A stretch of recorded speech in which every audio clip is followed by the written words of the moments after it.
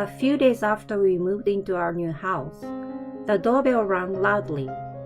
I unlocked the door, and the front door was opened forcefully. "If you've finished your new house, why haven't you invited us over?" It was my mother-in-law at the door. Behind her was my husband. Pushing me in surprise aside, my mother-in-law entered the new house without my permission.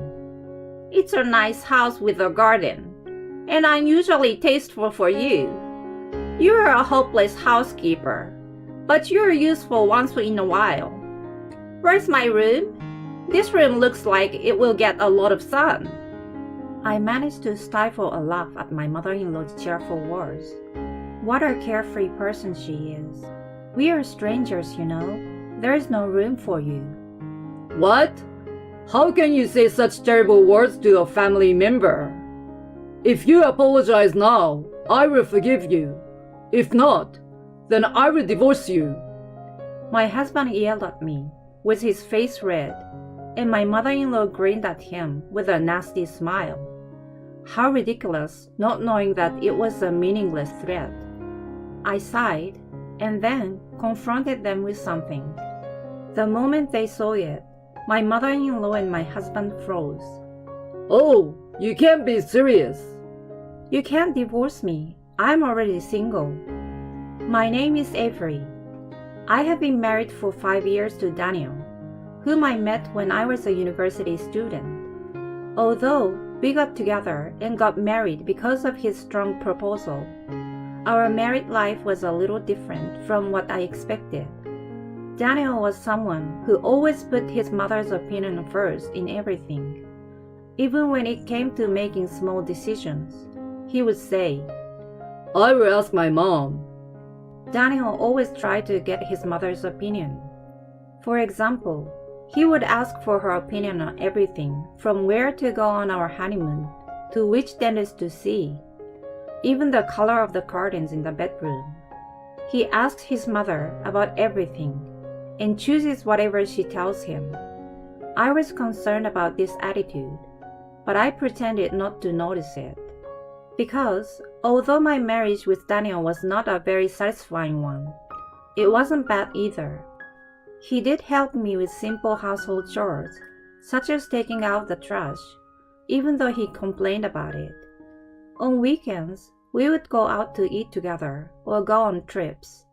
And on anniversaries and birthdays, we always celebrated and he gave me presents. I think Daniel was a rather good husband as long as I kept my eyes on my mother-in-law. So I didn't point out anything in particular to him, and we stayed married. However, something happened after my father-in-law passed away. Our marriage, which had been going well for some reason, began to go a little awry. Hey Avery, do you have a minute? What's wrong? Daniel came home from work and asked me in the middle of his meal. Can we live with my mother? What? I couldn't believe my ears. What's wrong with you all of a sudden? I don't mean all of a sudden. I have been thinking about it ever since my dad passed away. Mom is alone now, right? I know it's inconvenient for her to be alone, and I'm worried about her. I don't want to live with her. Bella is still well, you know.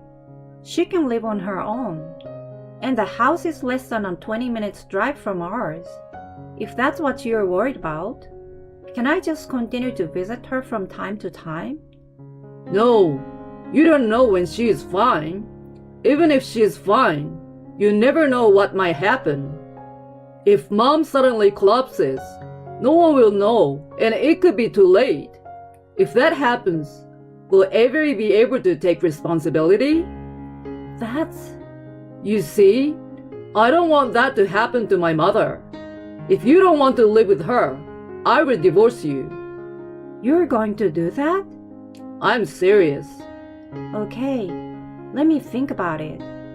After several discussions, we decided to move in with my mother-in-law. Daniel's mother nags about anything and everything, and Daniel always does what she says. Living with her was not going to be good for me, but I was pregnant at the time. I thought it would be better for the baby to have a father, so I reluctantly agreed to move in with her. I also thought that moving in with my mother-in-law would not change my relationship with Daniel. I had faith in the time I had spent with Daniel. However, reality was not so sweet. As soon as we moved in together, Belle, my mother-in-law, immediately began to tease me.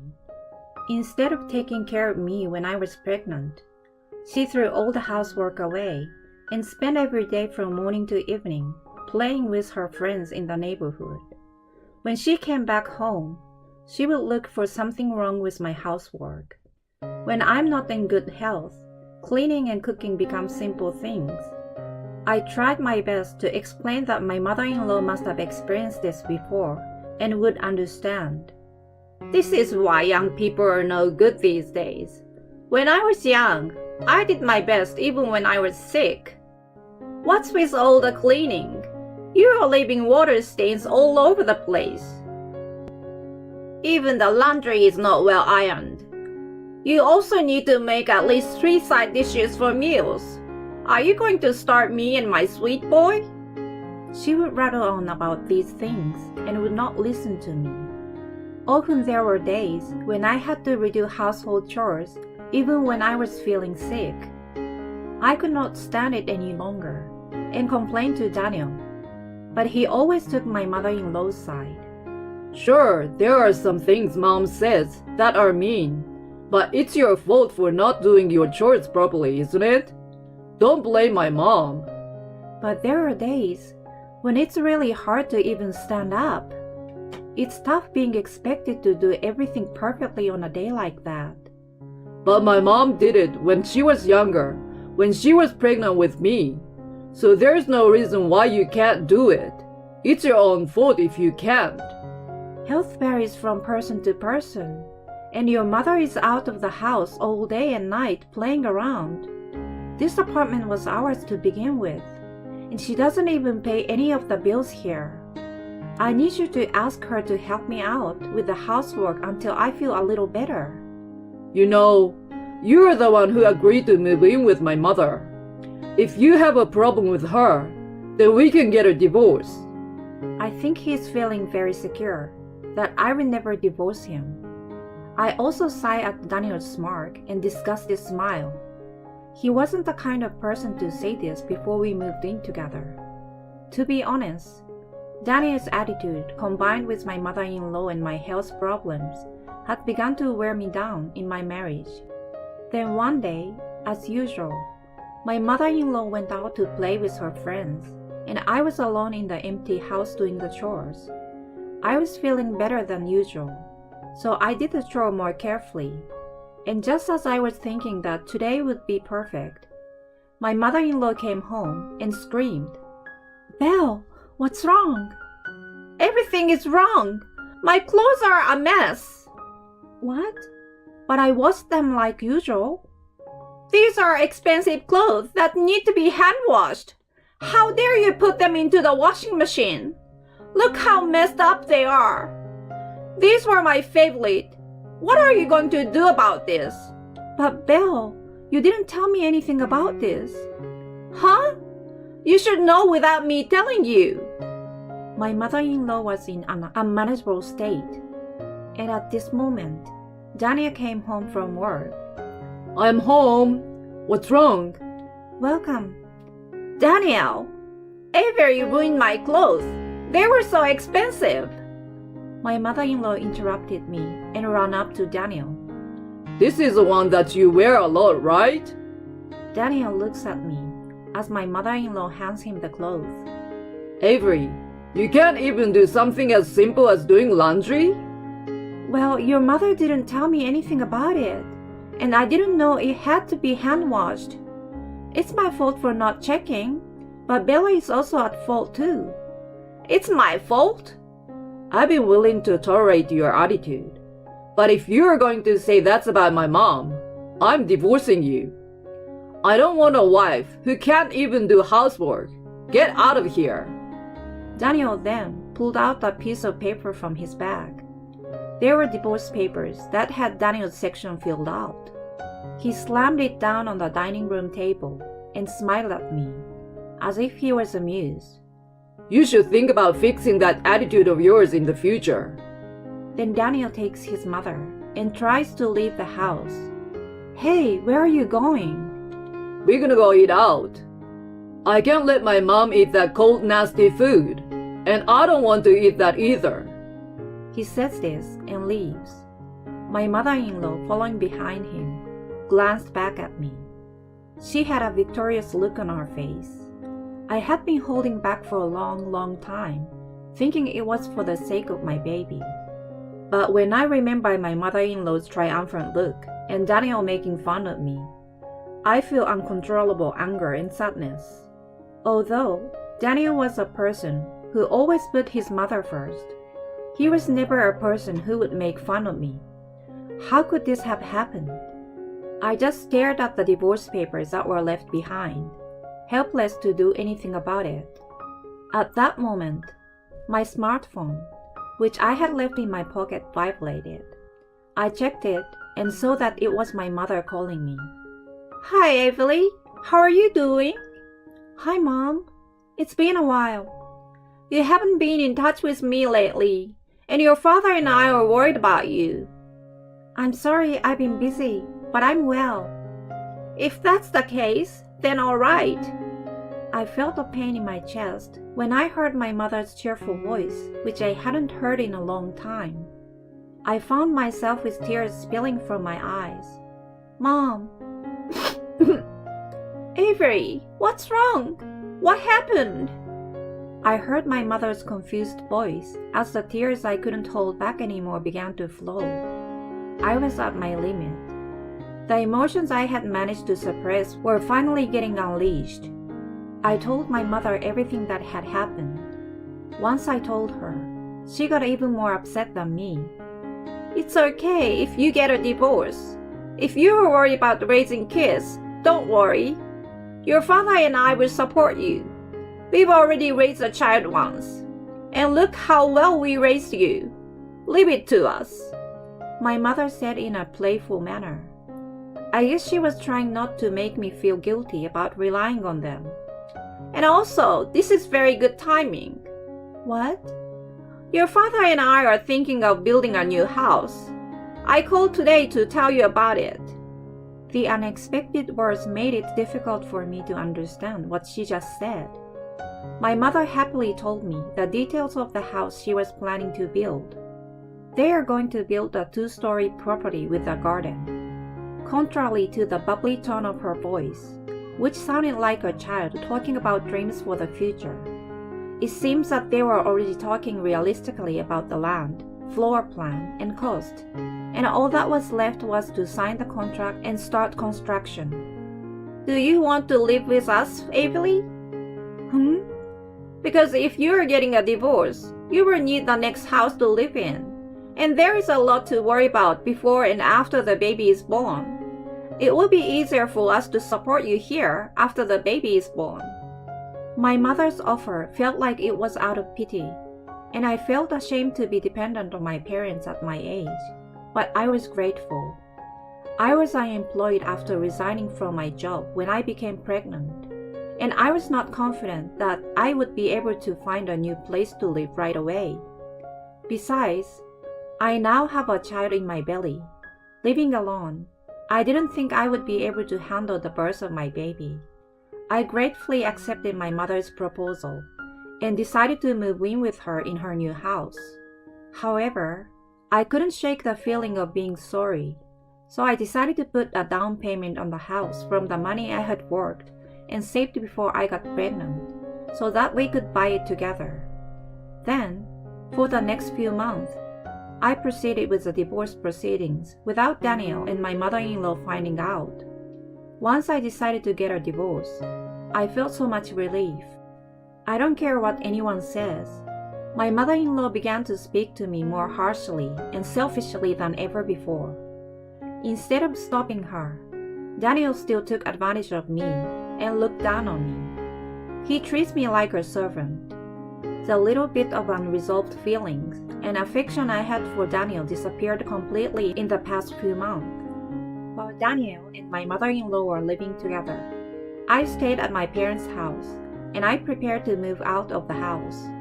I enjoyed discussing with my parents the new furniture for the new house and baby items for my newborn child.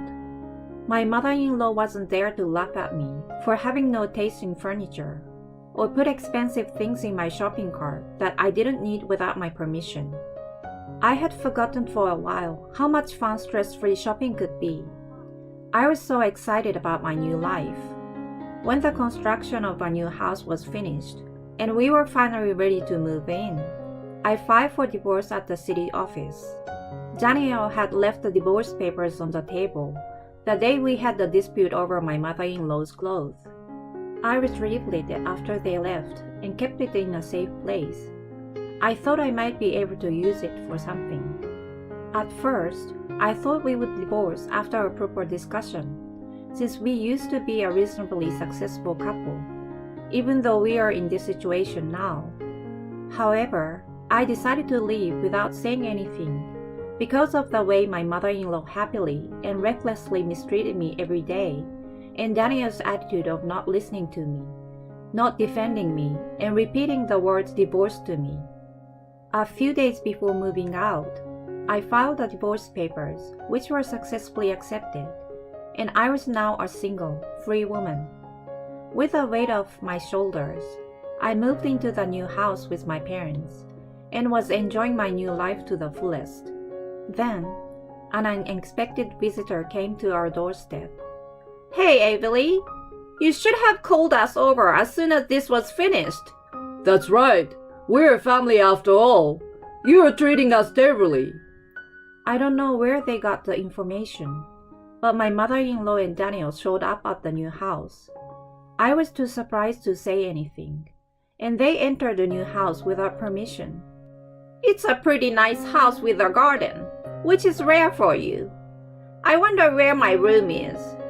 They seemed to be enjoying themselves.